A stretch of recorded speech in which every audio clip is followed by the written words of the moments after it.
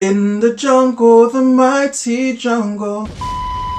Welcome to Agents of S.C.R.E.E.N and welcome back to yet another Insecure Recap Season 4, Episode 8. I am your boy Miles, and before we get into this, I hope you're well both physically and mentally. I hope you're safe, especially in these extremely tragic and troubling times. To be 100% honest, I was in two minds whether to do this video. A, because I wasn't 100% in the frame of mind to do it, because both my heart and my mind is heavy, and two, I felt almost guilty making content and laughing and joking about seemingly trivial things. But that being said, regardless of who you are and how insignificant you feel, there are ways you can help. In the description there's a variety of petitions, GoFundMes, bail funds that you can take part in if protesting is not your vibe. And also, this is an open dialogue. We all want to know ways that we can help. So if you yourself know ways that people not only in the States but across the world can help, put that in the comments below. It's an open dialogue, or even hit me directly on Instagram. But speaking of ways we can help, the reason why I decided to do this video, because people need a mental breather. Both me and whoever's watching need a mental breather. We need a respite. So hopefully for the next 10-15 minutes or so, we can provide some sort of respite, some sort of mental break in these times. Even I myself want to know ways we can help, because the way things have been carrying on, it cannot continue that way. And not only do we need ways to help, even if it's on the front lines, the petitions, the GoFundMes, the bail funds, but also on how we organize and move forward. But that being said, let's get to Insecure. This episode was written by Natasha Rothwell, who plays my favorite character in the show, Kelly. So going into it, I had high expectations and it didn't let me down. I thought this was a really personal, a really layer building episode for a few characters in it. So last week we saw Lawrence in the airport. He's on the phone. Who is he calling? From the preview we saw it was Issa. Fast forward to now, Issa and Lawrence are on a date. I'm not gonna bore you with all the unnecessary details. However, classic Issa, you know, awkward black girl, she ends up falling down as soon as she enters into the bar. It reminded me of, you know, Sonic the Hedgehog. I know someone will probably eventually find a video of Issa falling and put like the Sonic rings when she hits the floor. She should have styled that out. That reminded me of Michael Jackson's Smooth Criminal, you know, leaning forward, but she just never came back up. When is the last time you fell down in a public place? You have to style that out into a combat role, you know, like Willy Wonka in the Chocolate Factory. Yeah, just like that. If you knew that reference, salute. But Issa and Lawrence go on a date. You know, they get on quite well together. They have good chemistry. Their humor is the same. And I think the theme of this episode is growth. You can see that both of them have grown, even in subtle ways in the beginning. Like Issa doesn't drink the old drink that she used to drink, but the bar that they're initially in is really busy, so they end up having to leave anyway. But even in the bar, Issa is trying to figure out, what is this thing that you've been meaning to tell me? What is it? It's on her mind, it's on his mind. They go to a place that Issa and Lawrence, when they were together, they always said that they wanted to go. But since they've been apart, Issa has been there quite a few times with different people. We will see who she's been there with later in the episode. But again, she shows growth and she takes charge. She's ordering drinks, she's ordering the whole meal. Lawrence was there dilly-dallying like, yeah, I'll get the but she was like, oh, fuck all that shit. He will have the star-shaped flower, whatever shit that they had to eat. But after trying to get this information out of Lawrence, what is it you wanted to tell me? He eventually comes out with it.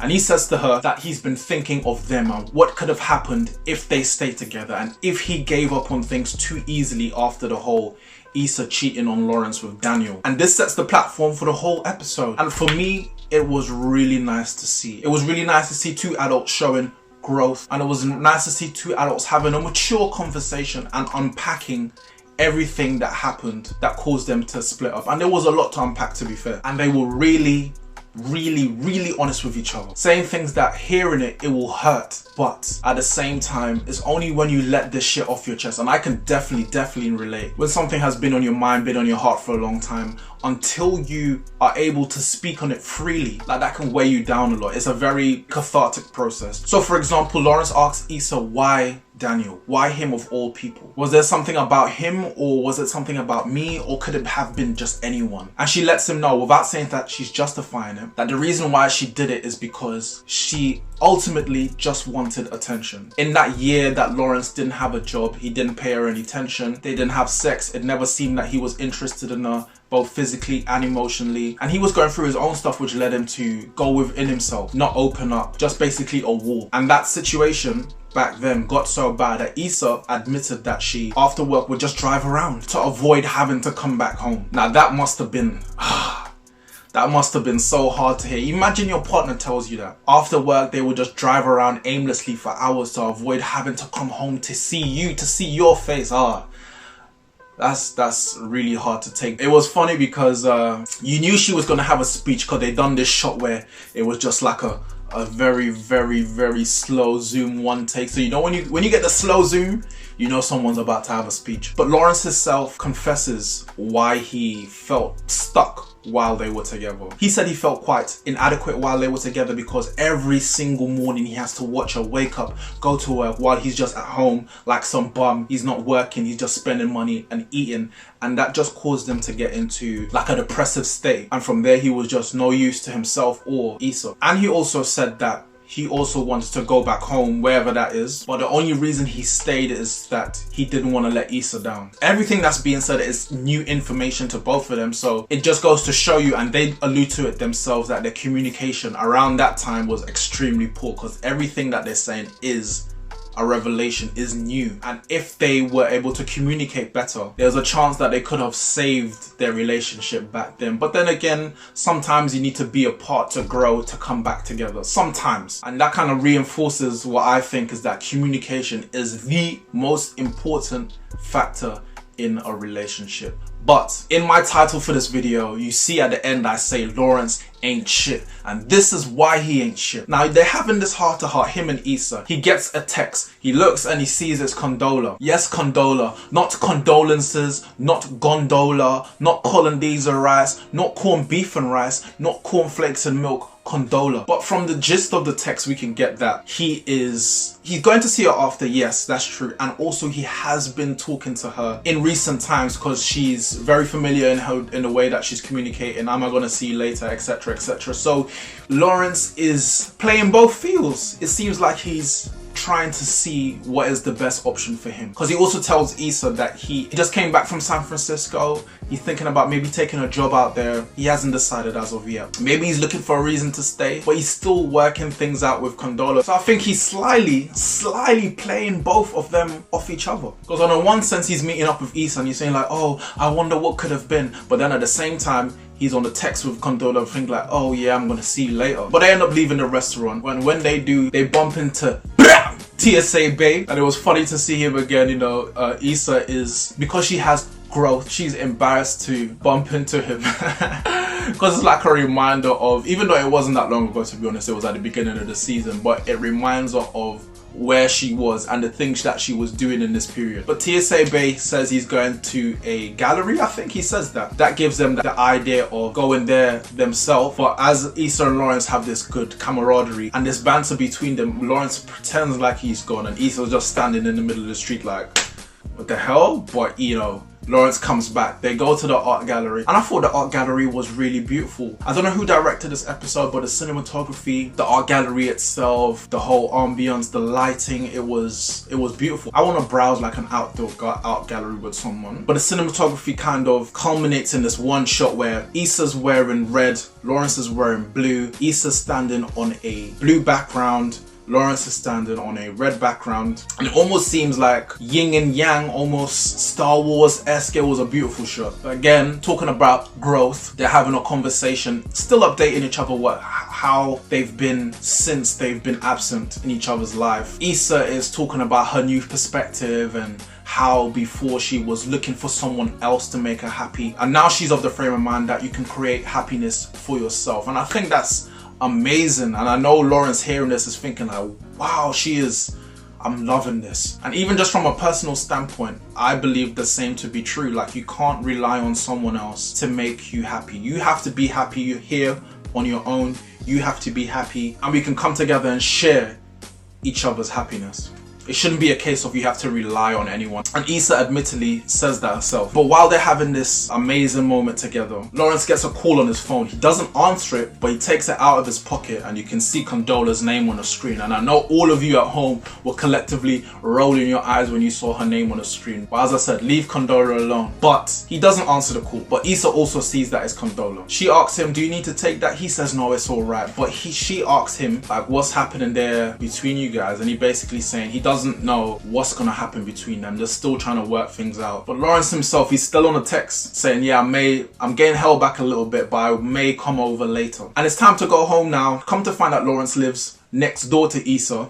He definitely don't live next door, because when she was leaving at the end, she walked about 100 blocks, fam. Because they live so close together, they agreed to share a lift. And I can already see the seeds being planted. I could already see the games being played. Lawrence is telling Issa about his apartment. Issa's dropping these little hints that she wouldn't mind to actually go inside and see it. So when they get to Lawrence's house, Lawrence tells the driver, just give us 5 minutes. Hold on. Is the Lyft driver still outside? He's still outside waiting all this time.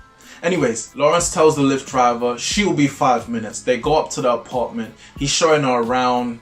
Everything is nice and clean. The curtains are steamed. The decor is warm. And Issa, you can see on her face that she's impressed with Lawrence's growth. And she excuses herself and goes to the bathroom. Now, this is another reason why Lawrence ain't shit. Issa's in the bathroom. Lawrence goes out onto the balcony or the patio or wherever, and he's gonna make a phone call. As soon as those events took place, I knew that Issa was gonna come out the bathroom and hear the conversation between Lawrence and Condola. But Lawrence is outside. He makes a call to Condola and apologizes for not getting back to her messages and calls. But he lets her know that he's just wrapping up whatever he's doing. He got caught up in a situation. He's gonna wrap up and he's gonna see in a little while. Now again, Lawrence ain't shit. One, because he could have easily made that call when Issa left. Why do it now? I know this is a show, they wrote it like that, but why do it now? It actually makes no sense. Second of all, he's had this amazing evening with Issa and he's still trying to play the field with Condola, and he would have allowed Issa to leave if she didn't say anything herself. So it leads you to kind of think like, what does Lawrence actually want? He met up with Issa to see if there was anything there and they had a great time, but despite that great time, he's still going to see Condola in the same night. So it's a bit weird. But anyways, Lawrence comes back inside the apartment. Issa is standing there, and how it transpired, I wasn't expecting at all. I was expecting to go, oh, who was that on the phone? It's Condola. Oh, okay. It seems like you don't know what you want and she's gonna leave. But it seems like Issa in the bathroom, she gave herself that pep talk that she needed and she took matters into her own hand, which I love that. And they have this moment where it seems like she's gonna leave, but she doesn't. And she said, I don't want this night to end. Lawrence says he had a great time. She agrees. Lawrence says that today made him happy. Issa says that he makes her happy. And from that point on, it was just fireworks. And in the jungle, the mighty jungle, the lion sleeps tonight. Oh shit, why did I do that? But the next morning, they wake up, again they have another nice moment. And again, you see more growth. Issa's ready to go. They're still trying to assess the situation, how each other feel. Lawrence says to her, I'll drop you home. But Issa declines, you know, she's more, as I said, she's shown growth. She said, don't worry, I'll walk. And she's very happy in that decision. It's not like she's trying to do that reverse psychology thing. She's actually happy to walk. She wants to walk. And on the way home, you can see she's got a little pep to her step like Ric Flair, but you can see in her face she's satisfied. Not only she's satisfied because anything that was on her heart, she was able to unload. And also, regardless of what happens next, she seems like she's satisfied with the outcome. Because she's her own person and because she's learned to create happiness for herself. If it goes a way of they were able to unpack their relationship and move forward, she would be happy with that. Or if they were able to unpack their relationship and which would lead them to build bridges to come back together, she would also be happy with that too. But you can see in her walk that she's satisfied with the outcome. But again, it was definitely refreshing to see them to have a mature, honest conversation when they unpack everything and be able to have a cathartic discussion about everything that went wrong. That is so necessary. No egos involved. Speaking of which, actually, it would be very good if they're able to keep the same energy. I think that's very unlikely, but the same energy for when the eventual conversation comes up between Issa and Molly. If they're able to have an honest, mature conversation without any egos, it doesn't matter whose fault it was. We have to just try and solve this problem. Which brings me to the end of this episode, and it seems like next week, I don't know if you've seen the preview, but it's going to be the long awaited conversation between Issa and Molly. It looks awkward already from the preview. Who knows what's gonna happen? And there's the only 2 episodes left. But thank you for joining me for my recap. It's been a pleasure as always. I hope you're safe. I hope you're well, both physically and mentally. And you'll catch me here same time next week. Until next time, peace.